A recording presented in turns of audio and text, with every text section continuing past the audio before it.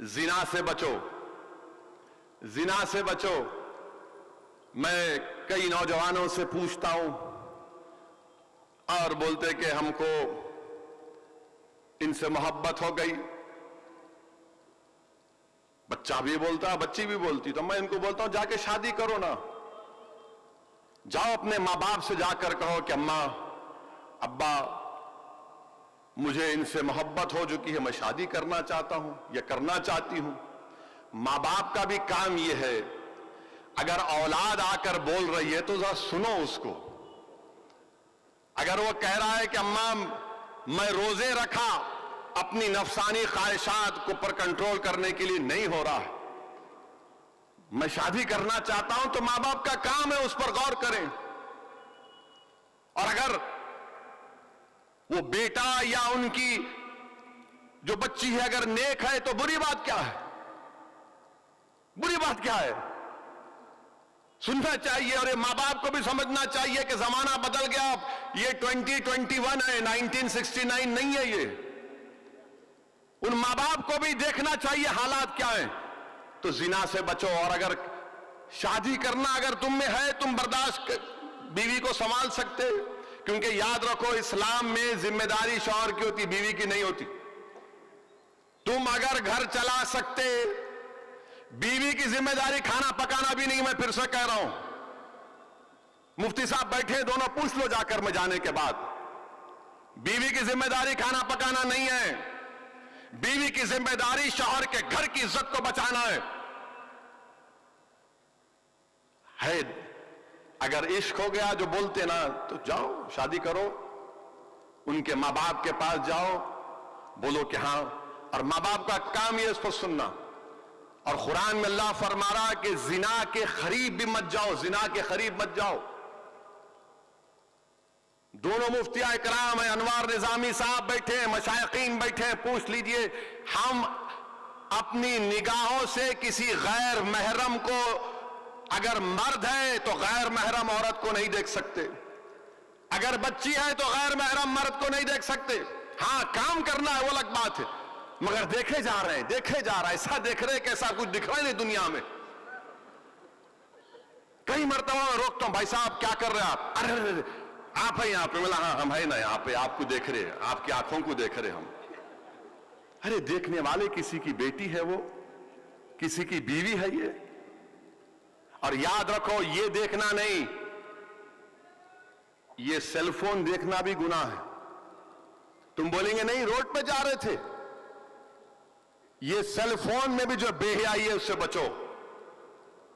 میرے عزیز دوستوں اور بزرگوں، ان چیزوں پر نوجوانوں آپ کو غور کرنا ہے اور عمل کرنا ہے۔ اگر ہم رسول اللہ صلی اللہ علیہ وسلم سے سچی محبت کا دعویٰ کر رہے ہیں، غلامی کا ثبوت دینا چاہتے ہیں، تو ہم کو ایک نیک اور اچھے انسان بننا پڑے گا۔ اور یہ کیا ہے کہ اگر کوئی برقعے میں بچی جا رہی تو آپ اندر سے آپ کی مردانگی میں تکلیف آتی ہے، کیسا جا رہی انہیں برقع پہن کے ہماری بچی، روکو اس کو، انہیں برقع نہیں پہن کے گئی تو نہیں، کوئی بات نہیں۔ اور اگر مسلمان بچہ بچی کو بٹھا رہا تو اپنا بھائی ہے، انہیں گناہ نہیں، اس کا گناہ نہیں ہے۔ اور آپ کون ہوتے بھائی کسی کو روکنے والے؟ آپ ہوتے کون؟ آپ کیا سعودی عرب کی پولیس ہے؟ وہ بھی ختم ہو گئی وہاں پہ۔ آپ کا کام نہیں ہے قانون کو ہاتھ میں لینا، خواہ روکتے کیسا بک کر لیتے۔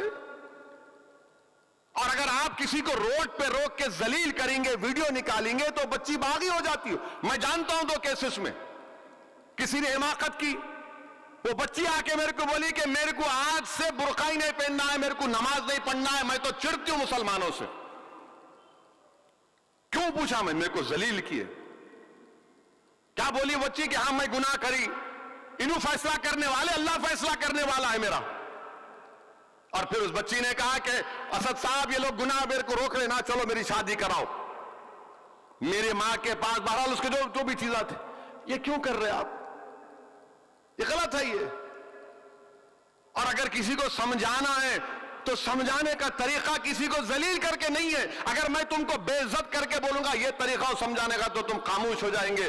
ٹھیک ہے یہ ایم پی ہے, دل میں رکھ لیتے آپ. کسی کو ذلیل کر کے نہیں سمجھا سکتے, محبت سے سمجھانا ہے, اخلاق کے دائرے میں رہ کر سمجھانا ہے. یہ کام آپ کو کرنا ہے. یہ چھوڑو ان چیزوں کو. نہیں کیسا جا رہے انہوں, کیسا لے کے جا رہا انہیں. ارے میرے بھائی کیسا لے کے جا رہا تو کبھی اپنے جھانک کے دیکھو تمہارے میں ہر ہم میں کتنے غلطیاں ہیں, برائیاں ہیں. کیا کہا مفتی صاحب نے ابھی الہ آباد کے کہ اپنے آپ کو یہ سمجھو کہ میں سب سے کمزور ہوں, میں سب سے بڑا گناہگار ہوں. کہا نا ابھی انہوں نے کہ یہ سمجھو کہ میں سب سے بڑا گناہگار ہوں, مجھ میں خطائیں ہیں. اور ہیں یہ تو اللہ کا کرم ہے کہ اللہ ہمارے گناہوں کو دنیا کے سامنے نہیں لے کر آتا. یہ اس کا کرم ہے, اس کا فضل ہے, صدقہ نبی کریم صلی اللہ علیہ وسلم کا. دنیا میں کئی ریفارمر آئے. کوئی معاشیت کا ریفارمر آیا تو اس نے انقلاب پیدا کیا. کوئی معاشراتی ایک شخص آیا تو اس نے اس میں انقلاب پیدا کیا. کس نے سیاست میں مہارت حاصل کی تو اس میں انقلاب پیدا کیا. کس نے اہل سلطنت میں قابلیت اختیار کی تو اس نے اس کا انقلاب پیدا کیا. مگر اگر یہ تمام لوگوں کے انقلاب کو اور ان کے تعلیمات کو دیکھیں گے تو یہ نامکمل تھی.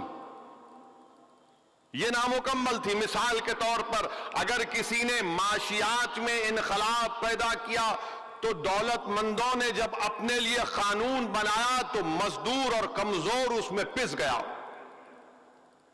اہل حکومت اور اہل سلطنت نے جب دستور بنایا, قانون بنایا تو اس میں کمزور مجروح ہو گیا.